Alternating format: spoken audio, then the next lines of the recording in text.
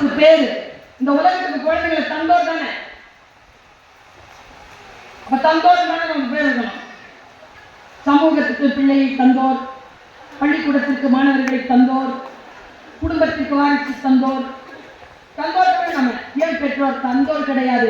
இறைவனின் பெரும் கருணையாலும் இயற்கையின் பேராற்றலாலும் குழந்தை என்கின்ற வரத்தை பெற்றவருக்கு நாம் அதனால் பெற்றோர் என்று நமக்கு பெயர்.